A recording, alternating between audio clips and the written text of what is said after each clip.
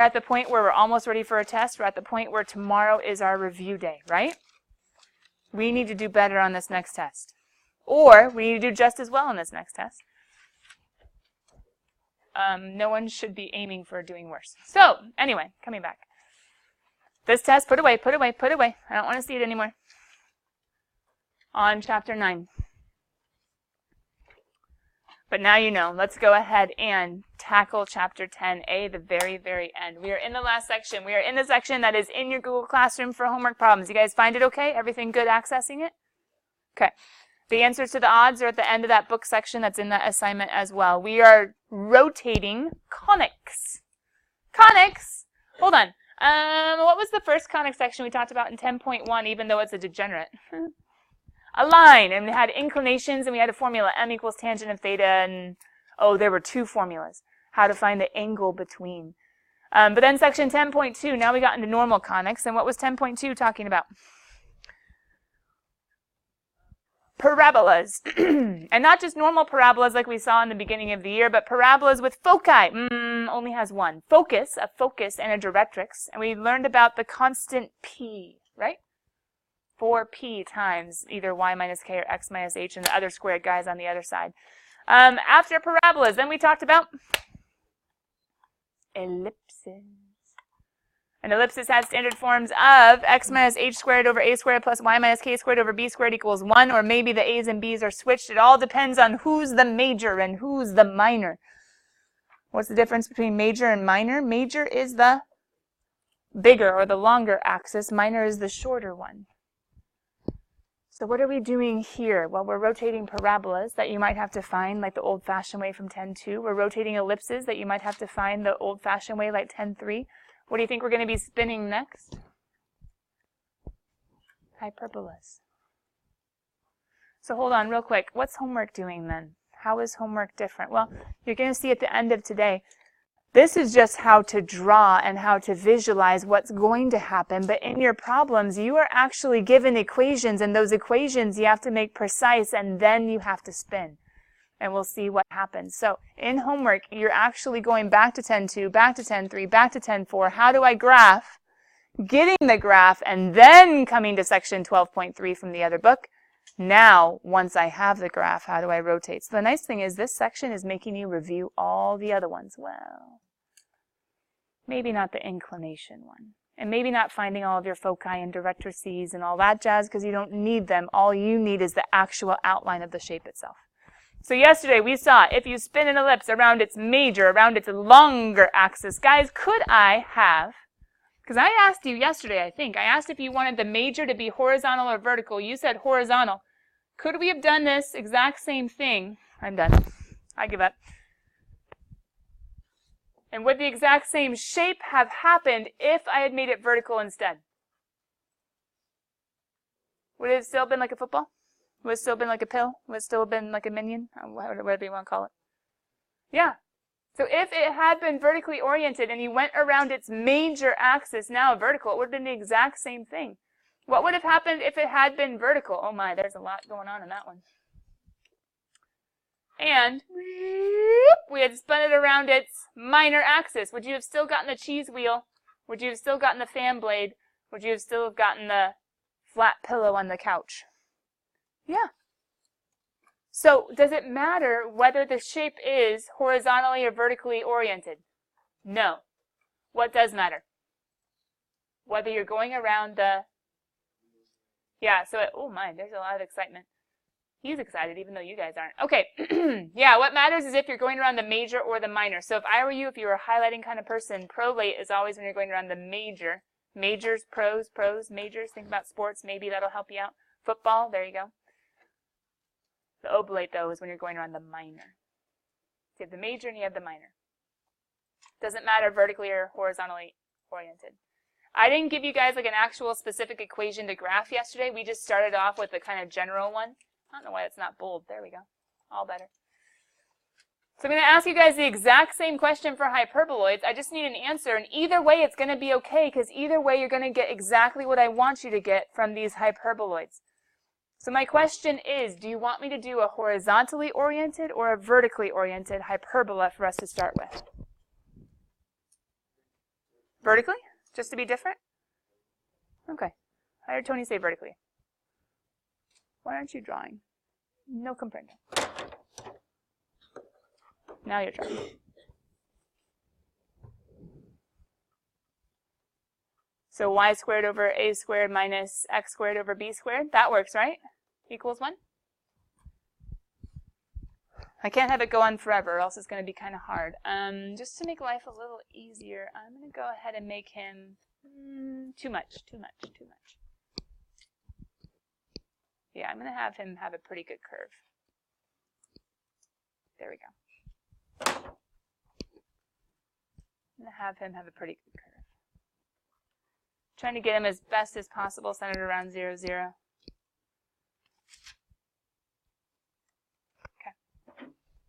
There are two different ways to spin hyperbolas also.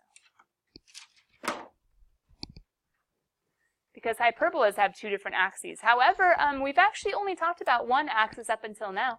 When we were doing hyperbolas, not hyperboloids, but hyperbolas, didn't we talk about the transverse axis? Transcontinental, traverse, to go through, to go across.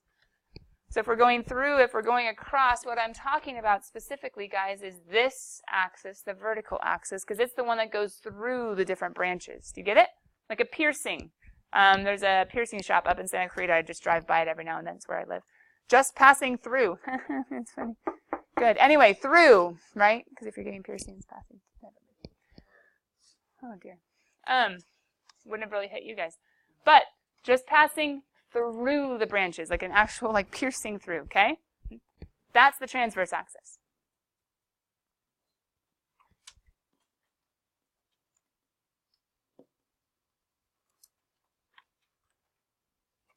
Why am I writing it? Because kids tend to get these axes confused. Major, minor is easy. This one has nothing to do with bigger or smaller. It has everything to do with going through, passing through,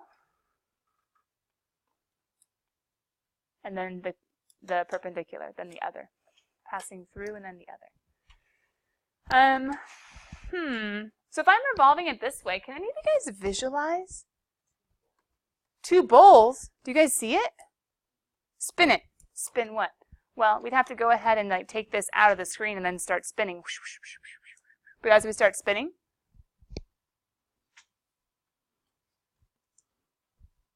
they would never intersect each other, would they? You get one bowl on top.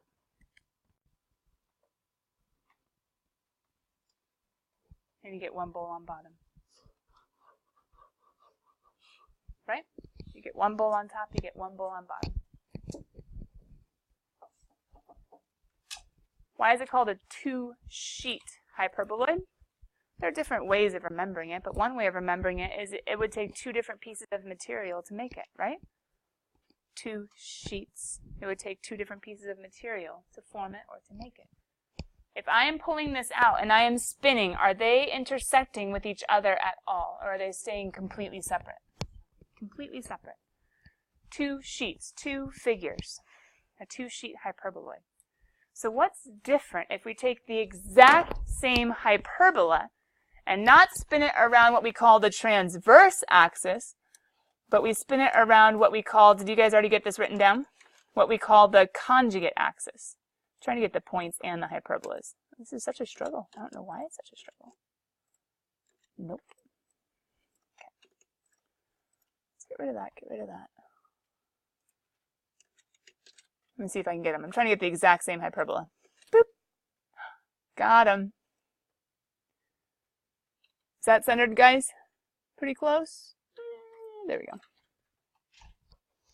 So the transverse axis, just passing through. The conjugate axis, well, it's the other one. The conjugate axis, it's the other one. If I pull this out and I start spinning, are they going to interact with each other now? Yeah. Do you guys see what it would form? An hourglass. I guess you can think of a spool. Probably most of you guys don't know what spools are anymore.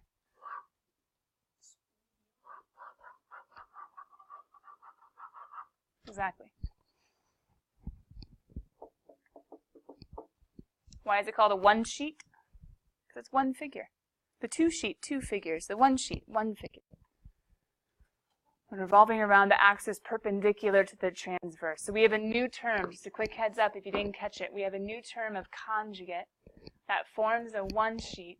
And guys, remember, it doesn't have to do with horizontal, vertical. It has to do with what hyperbola are we given, and whether he's vertical or whether he's horizontal, we go from there. If he's vertically oriented, the vertical axis is the transverse. If he's horizontally oriented, the horizontal axis is the transverse. I asked you guys, and you guys chose. At least Tony chose. Everybody else was just kind of, we got there eventually. But guys, could I have done this exact same thing if it was horizontally oriented? Yes. Just the transverse would have been horizontal going through. Could I have done this exact same thing if it was horizontally oriented? Yes. But the opposite axis, or I should say the perpendicular axis, would have been the vertical instead. So it's not as to whether it's horizontal or vertical. What it is about which axis in comparison to the shape that you have. Does that kind of make sense? Kind of, sort of? Okay, so for my people that are like, I am not artistic. Ready? How do you make if you're not artistic? How do you make? And show me that you know how to make. How do you make and how do you show me how to make if you're like, I am not so artistically inclined? How do you do a paraboloid? You find your parabola, and what do? Paraboloid always spins around what? What do we call it? The axis of symmetry. Look at your rotation arrow. You should always put a rotation arrow. And what would you do here? Can you draw a circle? Draw a circle. I'll give you full points. Now some of you hopefully will do way better because I know you can and I know you enjoy doing way better, but that works. What if you need to do an ellipsoid? Uh-oh, hold on. Aren't there two different types of ellipsoids? Aren't there prolate and oblate? What if I ask you for a prolate? What if I ask you for an oblate? Would you know what to do? What did I do last time? I think I did horizontal. Let's do vertical this time just to have fun. Okay. Where am I going around for this ellipse if it's prolate? Pro. If you get to the pros, you probably went to the majors. Well, that's not necessarily true, but anyway, just think of it. Right? Either way, majors or pros, you're getting paid. So, major. Who's the longer one? Okay. Can you draw a circle? Draw a circle. I'll give you full points. Now wait, some of you are really cool, and I know you're really cool, and you're trying to be really cool. If you start doing this, trying to show me the perspective of spinning it, I won't give you full credit. You're like, but it looks so much better than, I know. But I can make it look, I know. It's the same figure, I know. But why won't I give you full credit? I'm telling you now, I need the circle rotation. Now, it can be prettier than that. But I need it to mimic the rotation arrow because some people are really not artistic. And so when I tell them to do the oblate one, to get them full credit, here's what I'm going to tell them to do. Have it come out. And the dilemma is this shape, depending on how you show me the perspective, could technically be this or this. Because if I'm looking at it straight on, if it's coming straight towards me versus spinning, technically, I would see the same cross-section if I was looking at it straight on. So the dilemma is that's not acceptable, okay? Make the rotation arrow. Now, some of you are like, well, how do I do that one? Do I do that? Well, no, I won't take it for that either. He's ambiguous. So instead, what I want to see, to make it super obvious, is I want you guys to think about the third dimension coming out and at an angle. If we needed to give us some perspective, I just was too lazy in the other days, we could do the axis and then have it come out so it's going to be at an angle, not straight on. But don't worry, my non-artistic ones, the whole point is that you're not artistic, right? So, what do? You say it's a fan blade, and it's coming out. If it's coming out, there you go, done.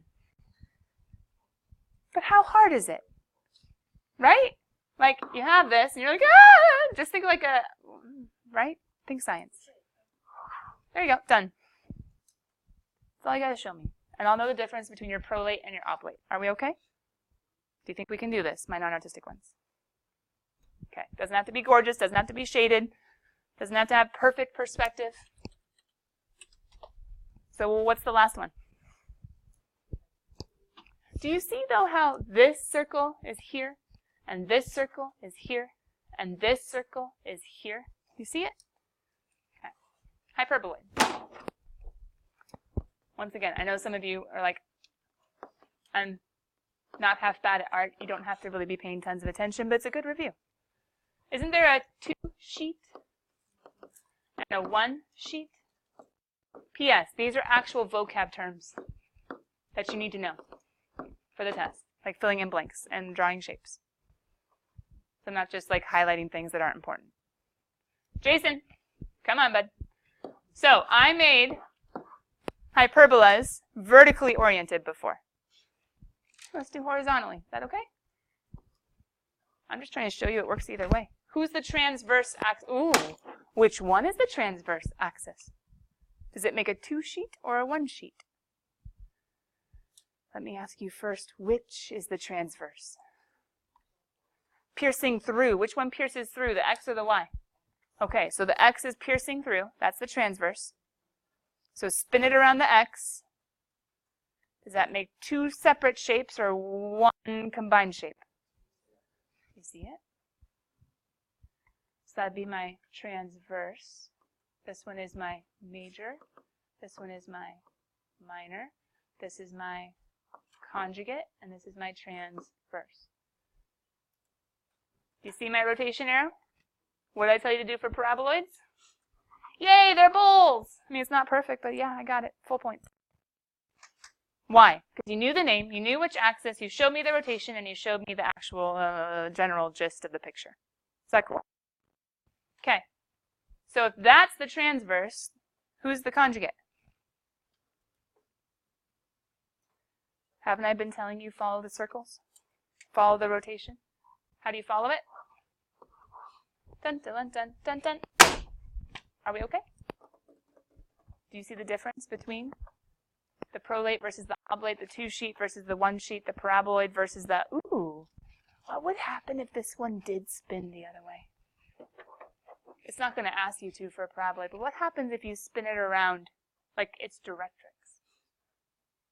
It's not even its directrix, I guess it'd be something else.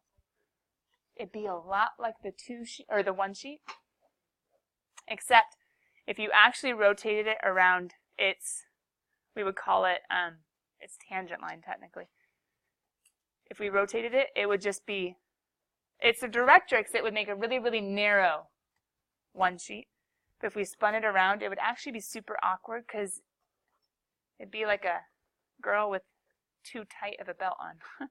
It would meet at a point. It would literally have no like hollow opening. Yeah. So we can't call it a 1 sheet, but it's very similar to a 1 sheet. If, I just totally hit the wrong one. Let's get rid of that though. Okay, so what's homework?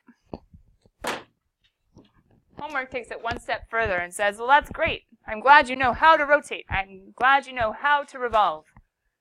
But how do you get the beginning shape to do all that too? What's this one say? What's the specific equation it gives me? Okay, and then it says the part that lies in the first quadrant about the, so it didn't even say what like the name of the axis was. Okay, fine, the y-axis, and I can do that right now. I can say, cool, spin, but I need the parabola.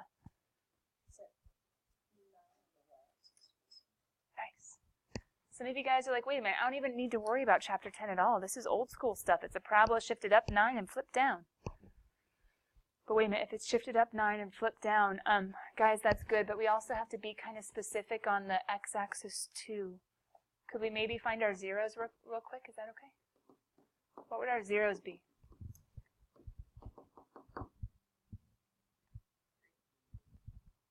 So 9, 6, 3, Why am I not drawing any more than that? It says only in the first quadrant. So should I be going to the second quadrant? No. Third quadrant? No. Fourth quadrant? No. I get to stop at the first quadrant. No. I don't really like my curvature, so I'm going to try again.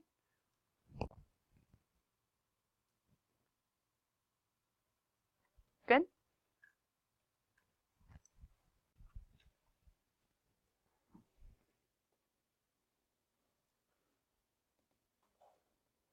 Why am I going to finish drawing the shape, though? What happens when you spin it? What was in the first quadrant is now in the second quadrant, and it's going into intersecting both. So did we start with the first quadrant? Yes. But did it stay there when you spun it? No. But did it ever go into the third or the fourth? No. So, do I have my paraboloid? Dun dun dun dun dun dun. That wasn't too bad, right? Because even as Robbie said, that was just the parabola shifted up. 9, flipped down. Huh. Totally thought I had something at the bottom. I guess not. That's fine. But what makes this guy a little bit harder?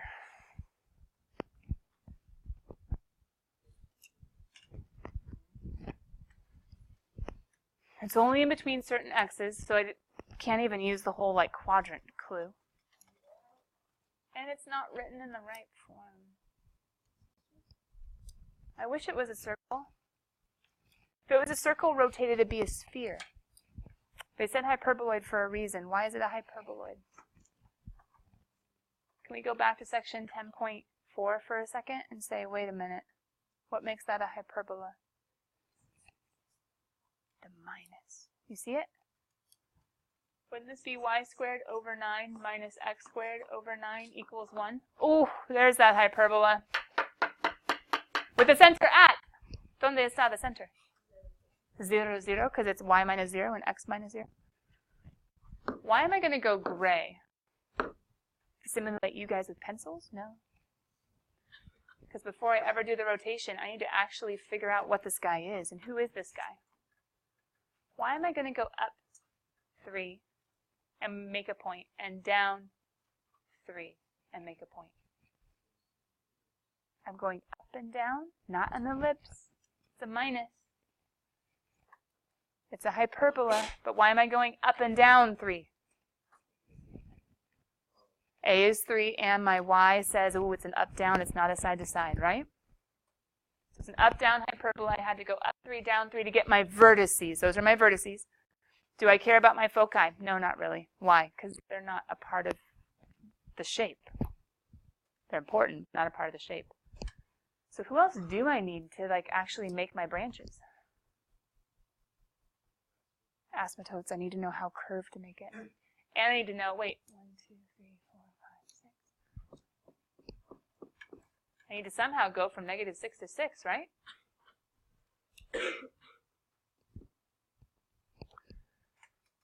All right. Well, my asymptotes. What's m equal? Let me get back to red for a second. Plus or minus, sorry, I don't know why I put a parenthesis. M is equal to. Plus or minus. Doesn't matter. The y guy over the x guy, is that okay? Rise over run? So isn't it 3 over 3? So 3 over 3 would just be plus or minus 1, yeah? So can't I go up to 4 over to, oh, stink. Where do I start from? The vertex? The center. Up 1 over 1, up 2 over 2, up 3 over 3. Uh-oh. Hold on. Now it's getting red, which is going to get really messy in just a second when I try to put my graph in, so let me get my gray.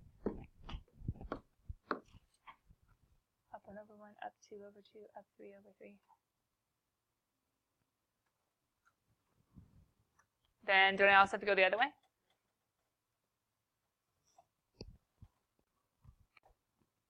So where's my hyperbola? Do you guys see him?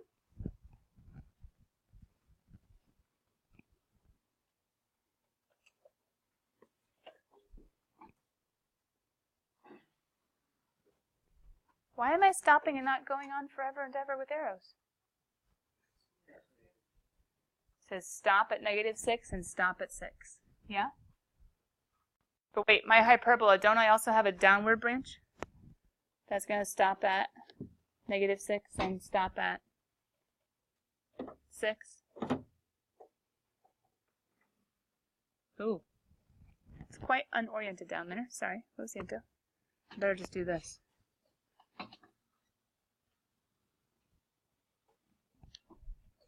Now he's not very curved. This is sad. You might ask him until it's got a little funny down here. We're trying. Okay. Where am I revolving this guy around?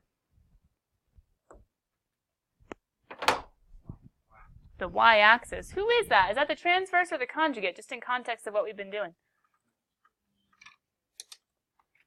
So if it's the transverse, one sheet. But do you really need to stress about all that if you're just supposed to be graphing it? Can't you just say I'm going about the y-axis and then say, oh, follow? And what's going to happen? You're going to get a bowl. And what's going to happen down here? You're going to get another bowl. Right?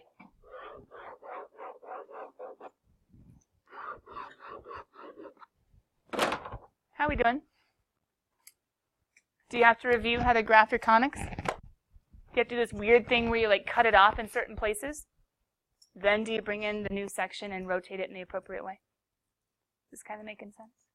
But all of this, we're making a third dimension from the second dimension, all with rotation around one axis or another. How are we doing? I see good pictures.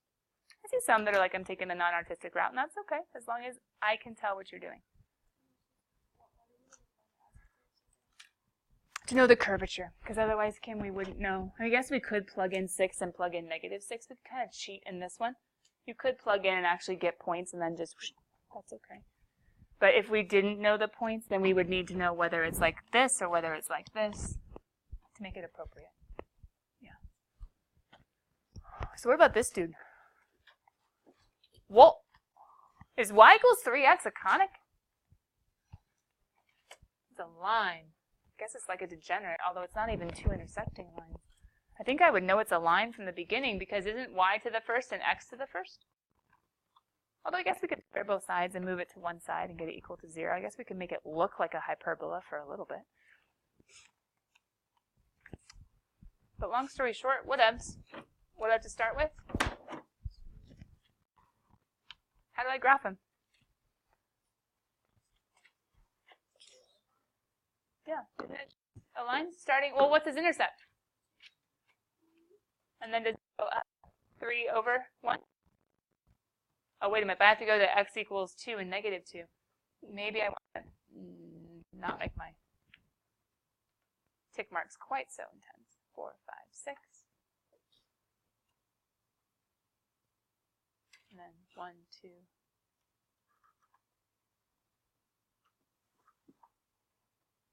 And go -2, -6.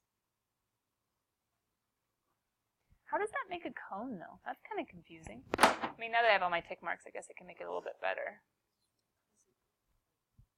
It's revolving about what? So how do we get the actual cones that our conics are made from anyway? By rotating the line. Dun, dun, dun, dun. Is that a good place to end? I think so. Look, it's our double-naped cone from the very beginning. Well, section 10.1, the line and the inclination. Okay, from the very beginning of all our conic discussion, which was 10.2. All right. Let's go look at your homework real quick. Is that cool? If you want, you could have some fun with it. But here we go. In Google Classroom, I have posted, I believe, oh, where's your Google Classroom? Oh, here he is. This is just calculus. Let's go to honors. Well, that's awkward. It signed me out. Now it signed me back in without a password. That's very reassuring. Okay, so honors pre-cal. Oh my goodness, your review is already up? Yeah, I wanted you guys to be able to start on the review if you need to. But what else is up that's actually due before the review? This guy. So let's check out homework real fast. Some of you guys have been looking at homework, some of you haven't. Do we have any questions that you guys want to ask as far as the homework. How similar does number 1 look to something that we just did? Very similar. How about over here with these ones, when it starts asking about ellipsoids? Uh-oh, what's she going to do to make this look like standard form, guys?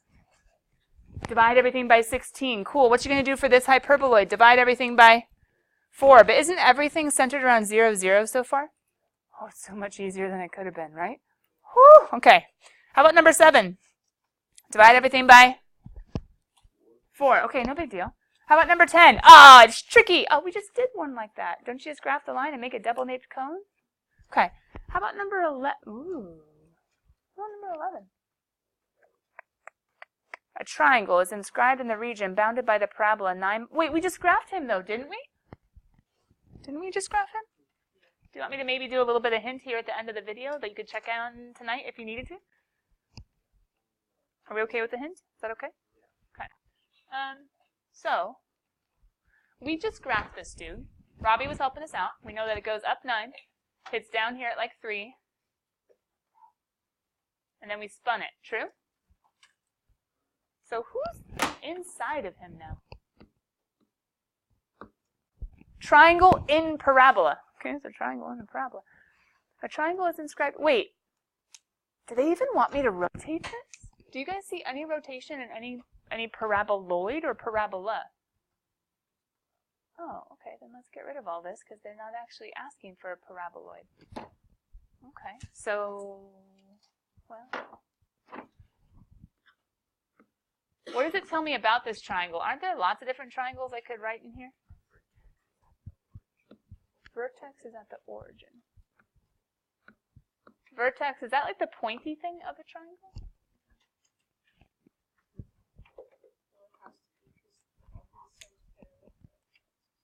This is somehow, oh, parallel, so I need to have it like this or something, right? Something like that? Is that exactly the one that they meant?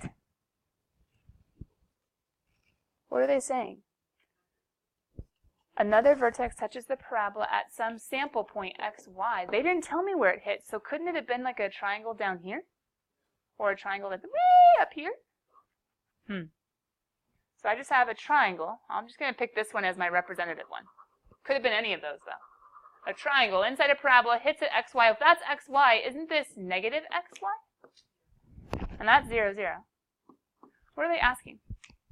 Plot the area. Okay, sweet, I did that. Is it asking anything else? Well, maybe we should keep reading, huh?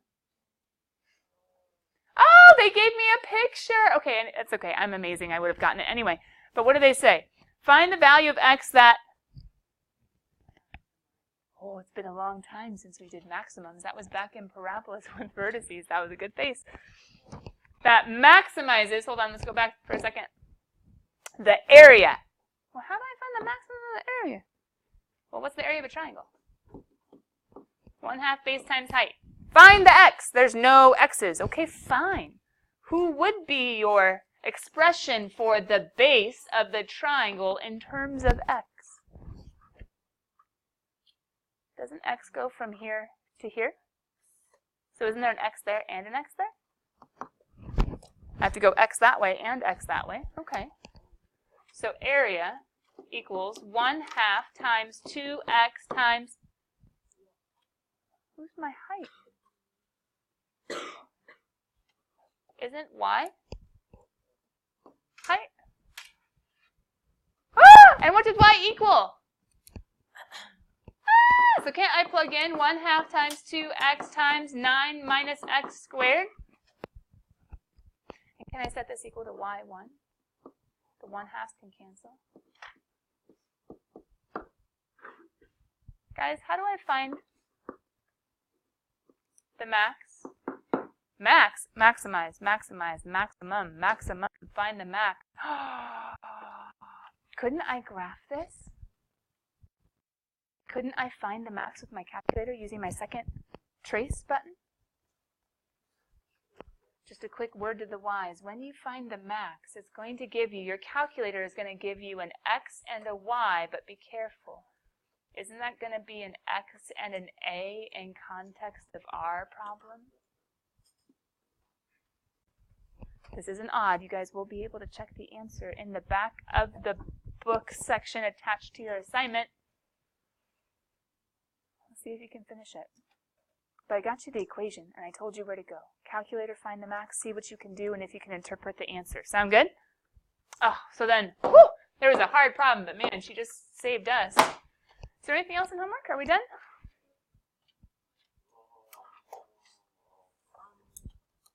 Wow, there's a lot going on in our calendar, and I don't even know where you came from. Go away.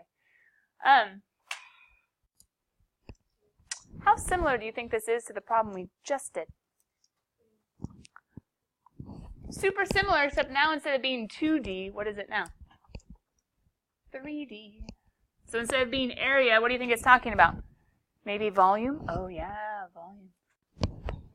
Well, I guess I better just help out with one more thing before we end today. And that one more thing, let's talk about volume of a cylinder, because you're going to have to be talking about it. What's just the good old-fashioned geometry? Area of a cylinder. Area of the base times the height. It is area of the, you could do it different ways depending on how it's oriented.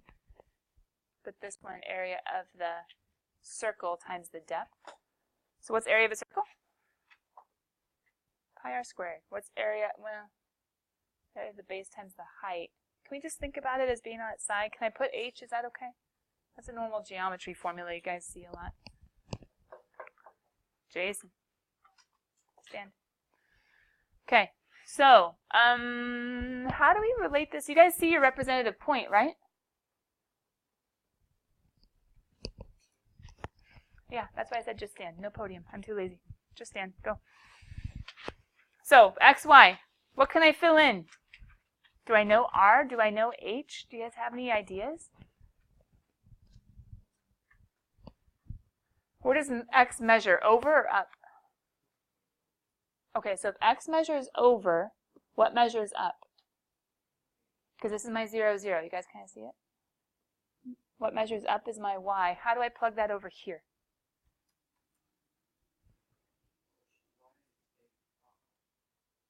Y is r. Yeah, you guys see your circle? And isn't y from the center up? Isn't that just going to be radius? So I can say y squared, and then what's my x? Good, because it's like my depth. Well, how do I put that in a calculator? No big deal. Make area equal to y1. Ooh, but who doesn't belong? But how do I get rid of them? Can I solve for y squared to be 25 minus x squared and then plug and chug? I'm giving you guys the whole last two problems without even, well, maybe I was thinking of you along the way. Do we have enough hints to at least try to tackle those two? All right. So what are we doing? We're reviewing 10-1, 10-2, 10-3, 10-4. We're reviewing 10-1, 10-2, 10, well, not really 10-1, but 10-2, 3, and 4. In graphing two-dimensional conics, what are we doing with those two-dimensional conics? What are we doing with those two-dimensional conics? Rotating them, spinning them, showing them. But at the very end of homework, we're doing this weird a shape within a shape and seeing if we can figure it out. My non-artistic ones, do you have hope? Yes, you have hope. You should be able to do this just as well as the others. It might just not look as pretty, but you can get the same amount of points as they. All right, are we good? Are we solid? Any questions? Robbie?